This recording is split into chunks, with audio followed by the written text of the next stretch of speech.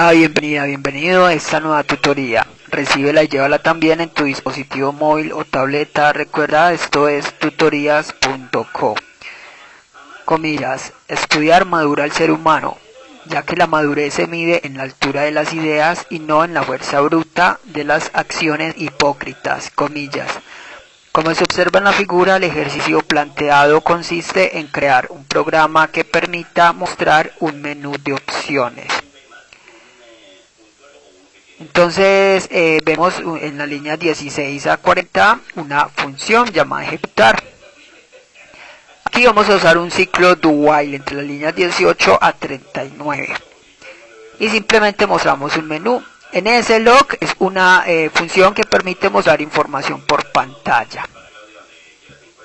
Aquí pedimos al usuario que ingrese una opción del menú. Ahí vemos un menú de 4 opciones básicas. El usuario ingresará la opción y también vemos que se usa un switch, la estructura switch. Esta estructura reemplaza las sentencias condicionales anidadas. Cuando usted tenga sentencias condicionales puede optar usar una estructura switch. Y simplemente los casos, el caso 1, 2, 3 o 4. Vemos que para el caso 1, si el usuario digitó 1 quiere saludar, entonces simplemente mostramos un mensaje de hola. Un break permite salir de la estructura switch para continuar con el ciclo do while y permitir al usuario que vea más opciones del menú. Entonces de esta manera se puede construir menús por consola. Observe una estructura do while o while y entre él simplemente mostramos el menú con las opciones y una estructura switch que permita representar entonces cada caso que el usuario ingrese. Aquí por lo general se invocarían los métodos según el caso que el usuario ingrese. Le invitamos a visitar la tutoría menú de opciones en Turbo C. Allí explicamos línea por línea más detalladamente esta función. Explicamos la estructura key, switch y el ciclo do while. La sintaxis es muy similar a como está en Turbo C, solo que aquí usamos NSLog, que ya sabe, permite mostrar información por pantalla y reemplaza fprint de Turbo C. Vemos entonces que este programa se solucionó usando programación orientada a objetos de Objective-C. Recuerde que la programación orientada a objetos es un paradigma de programación que permite solucionar problemas usando clases. Y las clases se componen de atributos y comportamientos. Entonces, para el almacenamiento de datos en una base de datos es muy usable el uso de clases. Entonces, si se van a registrar personas en una base de datos, puede existir la clase persona con los atributos de el nombre, la edad, el teléfono, entre otros. Y como comportamientos o funciones según lo que el programa esté realizando. Y luego se crearían objetos de esa clase. Entonces, si se tienen 10 objetos de la clase persona, serán 10 personas diferentes. Acceden a la misma clase persona, pero con datos diferentes, atributos diferentes. Ahí vemos entonces cómo se reutiliza el código. Esto permite crear programas estandarizados, portables y mejoramiento continuo. Para programar orientado a objetos en Objective-C usamos dos bloques de código principales que son la interfaz y la implementación. La interfaz va entre las líneas 6 a 8, va entre las directivas @interface y @end. En la interfaz lo que se hace es declarar la estructura del objeto, es decir, declarar los atributos y los métodos o comportamientos. Aquí vemos entonces que la clase se llama menú de opciones, seguida de 2 puntos en la línea 6, luego NSObject, que se hace referencia a la clase principal. Y aquí es donde vamos a declarar las variables de instancia o atributos de la clase o el objeto. En este caso, una variable de tipo entero llamado opción. Recuerde que las variables globales o atributos se pueden acceder desde cualquier método de la implementación, por ser variables globales. Esta variable opción también pudo haberse declarado como local, una variable de la función ejecutar. Pero si usted tuviese que crear otras funciones, tendría que declarar allí estas variables también. Es decir, usted debe saber qué variables las puede usar como global, que no tenga que declararlas en la misma en cada función que vaya a programar, o qué estructura de datos debe ser general o atributo, que simplemente sea acceder a ella y listo.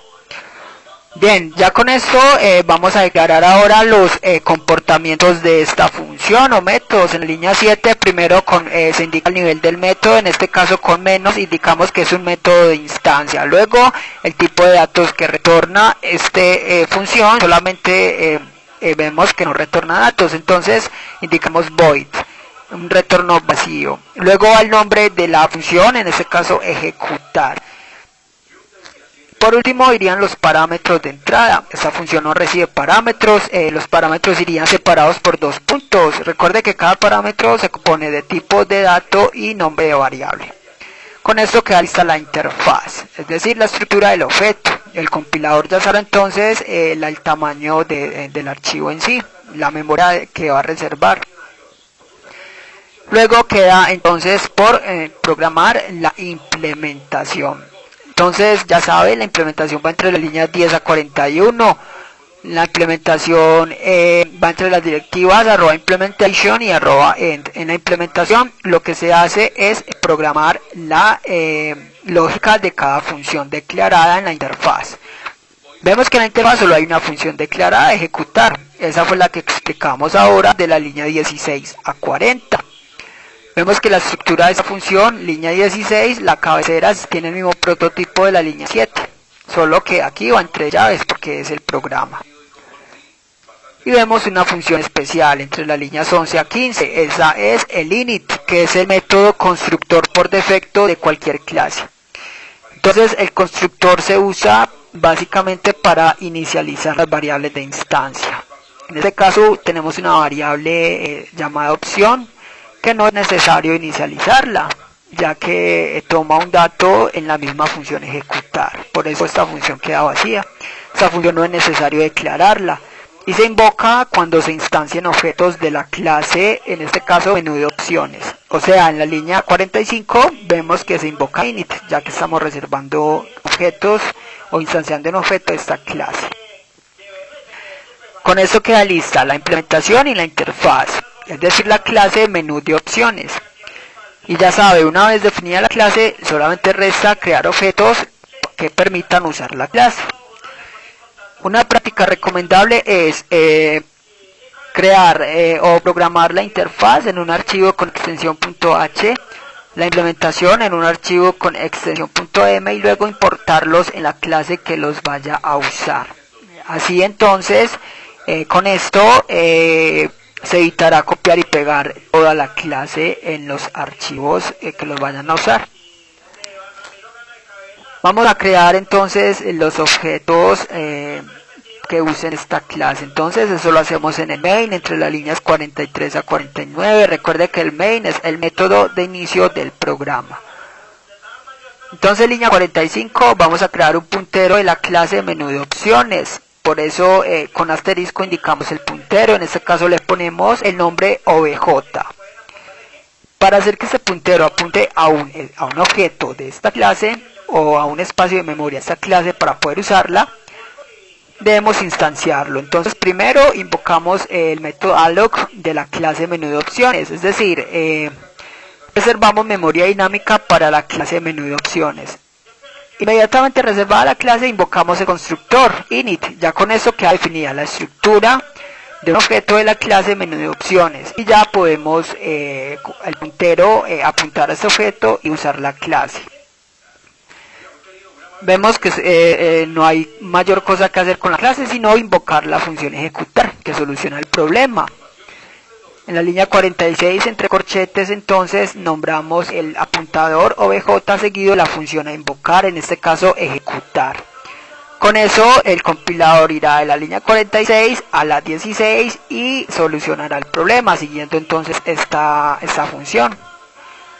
Observe que la función no recibe parámetros. Si recibiese parámetros aquí se pondrían separados por 2 puntos cada dato.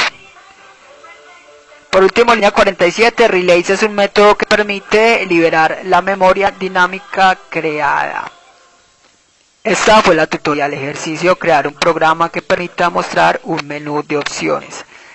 Repasa la teoría, resuelve nuestro test y practica un algoritmo en el tablero. Si esto te gustó o no, te invitamos a discutirlo y valorar la experiencia de esta tutoría. Recuerda, esto es tutorías.co. Trinamos como @tutorías.